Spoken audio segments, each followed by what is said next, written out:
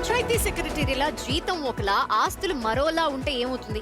ఖచ్చితంగా ఎవరికైనా డౌట్ వస్తుంది. జీతమేమో వేలల్లో, ఆస్తులు మాత్రం కోట్లల్లో. ఇది ఇష్యూ. గతంలో తిరుపతి జిల్లా చంద్రగిరిలో పంచాయతీ సెక్రటరీగా పనిచేసిన మహేశ్వరయ్య 2025 ఫిబ్రవరిలో దినేష్ రెడ్డి అనే కాంట్రాక్టర్ నుంచి 6 లక్షల బిల్లు మంజూరికి 50,000 లంచం తీసుకుంటూ ఏసీబీకి దొరికారు. సీన్ కట్ చేస్తే ఆయనకి ఆదాయానికి మించిన ఆస్తులు ఉన్నట్టు ఏసీబీ అధికారులకు అనుమానం రావడంతో చిత్తూరు, తిరుపతి, కడపలతో పాటు కర్ణాటక రాష్ట్రంలో సోదాలు చేశారు.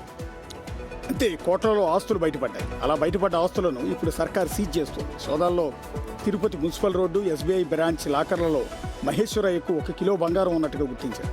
చిత్తూరు జిల్లా గంగవరంలో వ్యవసాయ భూములు, ఫామ్ హౌస్, ఇల్లు, తిరుపతి మండలం పేరూరులో ఒక ఫ్లాటు, పలమనేరు, చంద్రగిరిలోని వివిధ బ్యాంకుల్లో నగదును అధికారులు అటాచ్ చేశారు. మహేశ్వరయ్య, ఆయన భార్య, కుమార్తెల పేరిటున్న 3,41,00,000 రూపాయల విలువైన చీర, స్థిరాస్తులను అటాచ్ చేస్తూ ప్రభుత్వం తాజాగా ఉత్తర్వులు జారీ చేసింది. కేసు విచారణ పూర్తయ్యే వరకు జప్తు ఉత్తర్వులు అమల్లో ఉంటాయని సర్కార్ క్లారిటీ ఇచ్చింది. మహేశ్వరయ్య 2022 జూన్లో కుప్పం నుంచి బదిలీపై చంద్రగిరి వచ్చారు.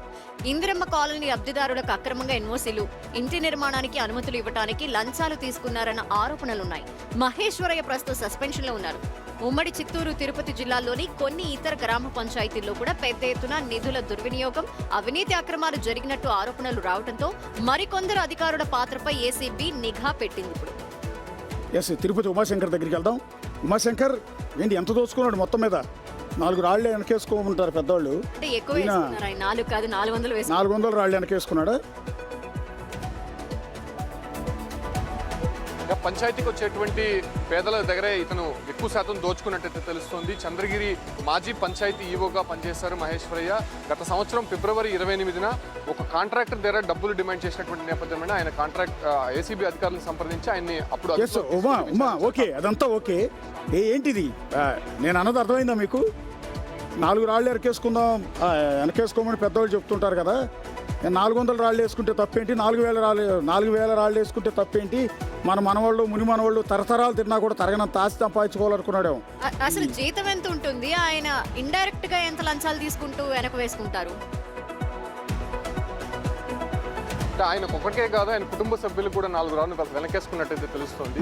మొత్తం రాబోయే రోజుల్లో వారసత్వం కూడా ఆయన పూర్తిగా కూడా చాలా లగ్జరీగా బతికేందుకు డబ్బులు సమకూర్చినట్టయితే తెలుస్తోంది. ఇక్కడే కాదు, అటు కర్ణాటక, ఇటు తెలంగాణలో కూడా ఆస్తులు గుర్తించారు ఏసీబీ అధికారులు. అయితే నెల్లూరు ఏసీబీ కోర్టు ఇచ్చినటువంటి ఉత్తర్వుల మేరకు 3.41 కోట్ల రూపాయలు ఇప్పటికే స్వాధీనం చేసుకోవాలని చెప్పి అటు ఉత్తర్వులు జారీ చేసింది. కాబట్టి ఆ రకమైనటువంటి ప్రస్తుతం ప్రొసీజర్ అయితే జరుగుతుంది. అయితే ఈయన పైన అనేక ఆరోపణలు కూడా వస్తున్నాయి. చాలా మంది కామన్ పీపుల్ దగ్గరే ఇతను ఎక్కువ శాతం లంచాలు వసూలు చేసి, అంటే ఇంతలా దోచుకున్నాడు. ఒక పంచాయతీలో సెక్రటరీగా పనిచేస్తున్న వ్యక్తి ఈ రకంగా కోట్ల రూపాయల్లో దోచుకున్నాడు అంటే ఇక జిల్లా స్థాయిలో పనిచేస్తున్న వ్యక్తులు, ఉద్యోగులు, రాష్ట్ర స్థాయిలో పనిచేస్తున్న ఉద్యోగులు ఇంకెంత దోచుకుని.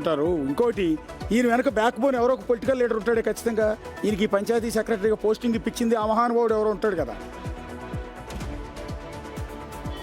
అంటే ఈయన ఏ పార్టీ వచ్చినా కూడా ఆ పార్టీకి సంబంధించినటువంటి ఒక కీ రోల్లో ఉండేటువంటి నేత ఇతనికి సపోర్ట్ చేసేటువంటి అవకాశం ఉంటుంది. ఇతని పార్టీలతో సంబంధం లేదు. గతంలో కుప్పంలో పనిచేశాడు, చిత్తూరులో పనిచేశాడు, చంద్రగిరిలో పనిచేశాడు. సో ఈ ఒక మేజర్ పంచాయతీల్లోనే ఇతను టార్గెట్ చేస్తూ ఉంటారు. చంద్రగిరి పంచాయతీ అనేది చాలా మేజర్ పంచాయతీ, అతిపెద్ద పంచాయతీగా మనం చెప్పొచ్చు. సో ఈ ఒక్క పంచాయతీని టార్గెట్ చేసి అతను కొంత పొలిటికల్ ఇన్ఫ్లుయెన్స్ ఉపయోగించి అక్కడ పోస్టింగ్ వేసుకున్నారు. సో అప్పటి నుంచి కూడా అతనికి ప్రతిరోజు కూడా కాసులు వర్షం కురుస్తూనే ఉంది. కాకపోతే అనేక మంది ఇబ్బంది పడుతున్నప్పటికీ కూడా వాళ్ళ పనులు కావాలంటే అన్ని సక్రమంగా ఉన్నప్పటికీ కూడా ఆయన సంతకం పెట్టాలంటే మాత్రం ఖచ్చితంగా ముడుపులు చెల్లించాల్సినటువంటి పరిస్థితి అనేటువంటి ఒక బ్రాండ్ నేమ్ అయితే మహేశ్వరయ్య పెట్టుకున్నారు.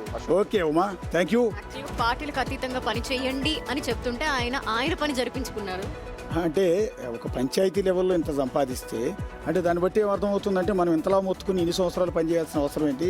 ఏదో పంచాయతీ సెక్రటరీకి ఒక పనిచేసి దొరికిపోయినా పర్లేదు, బోర్డు సంపాదించుకోవచ్చు కదా, సెటిల్ అయిపోవచ్చు కదా. లైఫ్ ఒక్కసారి ఉద్యోగం వస్తే గవర్నమెంట్ జాబ్ లైఫ్ టైం సెటిల్మెంటే. సరే, ఓకే.